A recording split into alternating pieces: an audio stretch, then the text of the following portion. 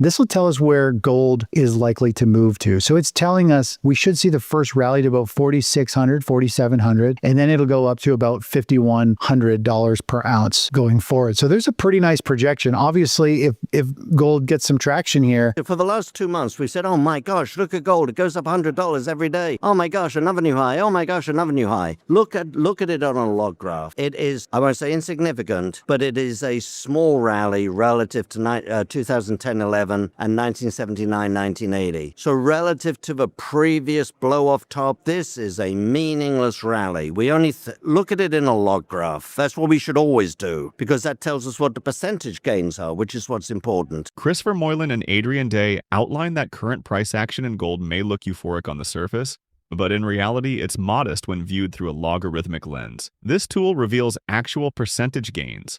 They note projections pointing toward $4,600 to $4,700 in the near term, with a potential next leg reaching around $5,100 per ounce.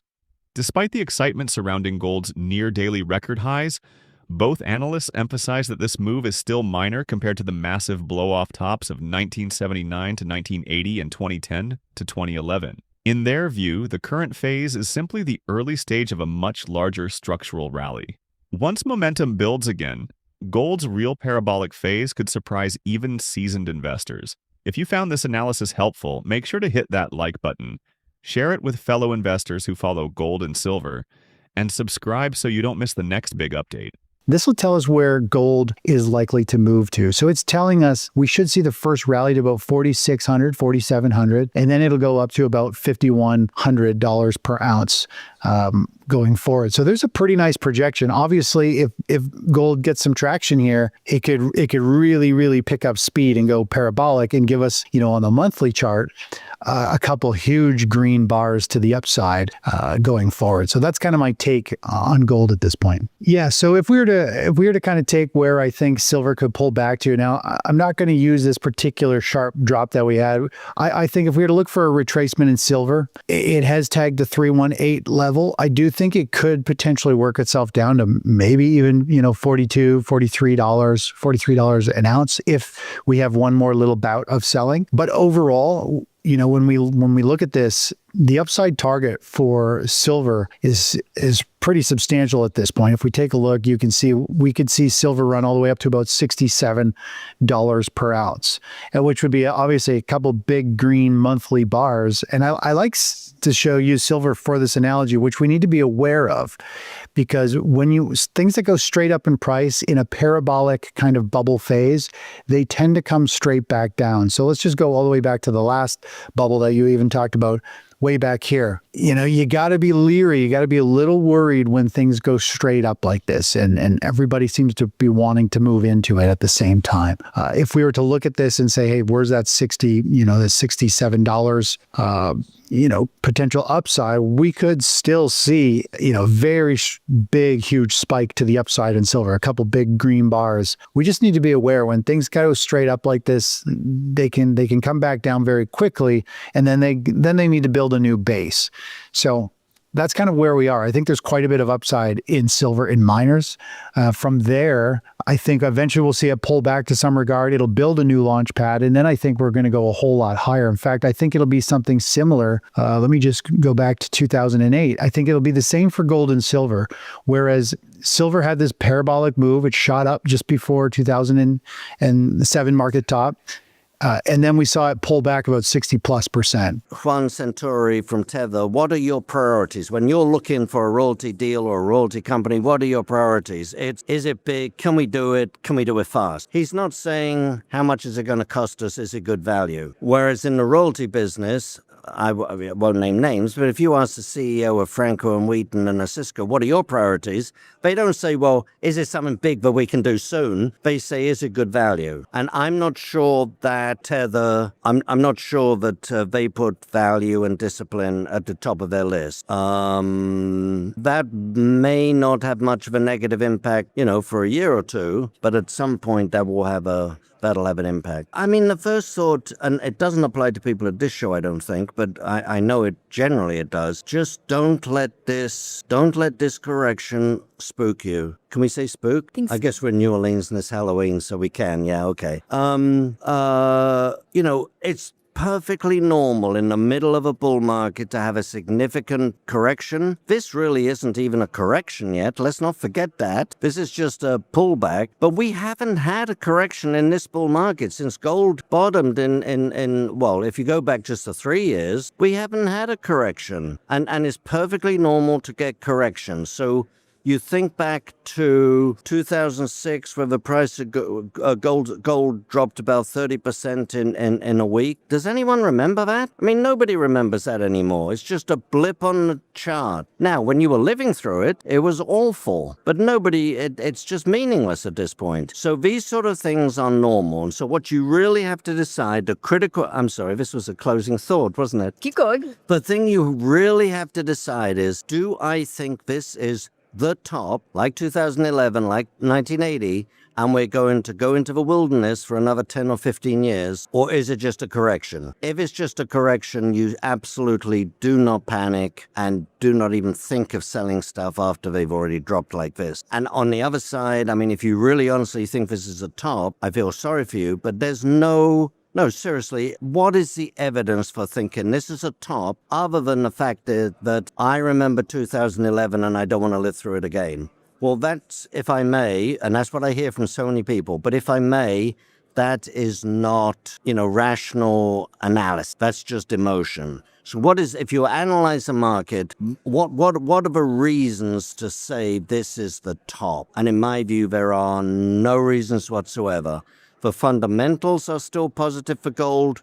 The people who have been buying gold are still buying it for the same reasons. The reasons haven't gone away. The valuations of the gold stocks are still very, very cheap. And lastly, and this will be my last, if you look at a log graph, right, okay, so for the last 2 months, we said, oh my gosh, look at gold. It goes up $100 every day. Oh my gosh, another new high. Oh my gosh, another new high. Look at it on a log graph. It is, I won't say insignificant, but it is a small rally relative to 2010-11 and 1979-1980. So relative to the previous blow-off top, this is a meaningless rally. We only look at it in a log graph. That's what we should always do, because that tells us what the percentage gains are, which is what's important. Bottom line, I don't think this is a top. I don't think this is anywhere near a top. Chris Vermeulen and Adrian Day agree that despite recent volatility, the gold and silver markets remain in a healthy bullish consolidation, not at a top. Technical projections indicate that gold's next rally could target $4,600 to $5,100 per ounce, while silver may surge towards $67 after a brief pullback. Vermeulen highlights that parabolic moves often retrace sharply before building a more substantial base, a regular part of a long-term uptrend. Adrian Day adds that corrections like this are natural and necessary within a bull market. The fundamentals remain intact. Gold buyers are still purchasing for the same reasons. Valuations in miners remain attractive, and sentiment remains overly cautious. Viewed on a logarithmic chart, this rally is small compared to past cycles, meaning the real upside still lies ahead. Let's get into the interview. I think so. I mean, look, the truth is, and we all know this, even if we only know it in retrospect, but gold just ran up far too fast, particularly, since August. I mean, frankly, even if you look back at the last 2 years, it's been an extraordinary run for gold, but particularly in August and September, October, gold just moved too fast. And you were beginning to see some sort of indications that we were going to have a temporary top. But personally, I just don't think it's anything to be overly concerned about. Of course, when you look at your statement and it's down 15% from what it was, a month ago, that is of concern. I don't think it's going to be a very shallow, I don't think it's going to be a very deep correction, but it's clearly not clearly, but it's probably going to last, it could easily last a couple of months. But I say all that because, first of all, you have to look, is this a top? That's the fundamental question, have we seen the top? And I think we are so far from a top, and there is just no evidence. When you're at a top, you get huge public participation, you get a manic feel. So you hear about gold at dinner parties, you hear about gold on CNBC every night. There's massive inflows into the gold funds. We haven't seen any of that. So I think we're so far from a top. Compare it with 2011 or 1980, where you could see massive inflows coming in at the top. We're not there yet at all. I think I think the Western investor typically will move into gold when the economic environment, when the economic factors favor gold. The North American investor, unlike, central banks, unlike Chinese investors, Asian investors, Middle East investors, and even European investors, we have no real experience of gold being really valuable as an asset of last resort. In Germany, they still think about the Weimar Republic and the runaway inflation. Nobody alive today lived through it, but they still think about it. Their grandparents told them about it. Same with Italy, same with France. And of course, Hong Kong, people who fled from China carrying their gold to enable them to start life again. We just don't have that kind of experience in the US. And so in the US, people typically, they say they buy some gold for insurance, right? But it's just not in the DNA. Typically, people in the U.S. buy gold as an investment when the economic environment is right. And what that means is a weakening economy, low and declining interest rates, high and rising inflation, and a weak dollar. And until recently, the narrative, if not the reality, has been completely the opposite of that. And so if you think back a year with a strong economy and a strong labor market, solid, Jerome Powell told us, inflation coming down dramatically, and the dollar reasonably strong, that was not conducive to buying gold. So I think what the trigger might be next time is one of two things. Either the stock market rolling over so people with profits in NVIDIA and Microsoft start to look for somewhere else to put their money, or it could be a pickup in inflation. Because people think of gold as an inflation hedge. You ask 100 people in the street, they'll say, oh, well, gold is a good inflation hedge. We can debate that, but that's what will make people buy gold, I think. Adrian Day explains that the recent pullback in gold is merely a healthy and necessary correction following an extraordinary run. The metal had surged too far, too fast, particularly through August and September, making a temporary top almost inevitable. Yet this is not the end of the bull market. There are no signs of mania, no wave of public participation, no dinner table gold talk, and no speculative frenzy. Day emphasizes that Western investors still lack the deep generational connection to gold that is common in Asia or Europe. For Americans, gold remains a trade, not a cultural safeguard. The next major leg higher, he believes, will be sparked by a weakening stock market or resurgent inflation, either of which will restore gold's allure as a haven. If this gave you value, smash that like button, share it with those paying attention, and subscribe so you don't miss what's coming next. Stay alert, stay prepared, and keep stacking tangible assets.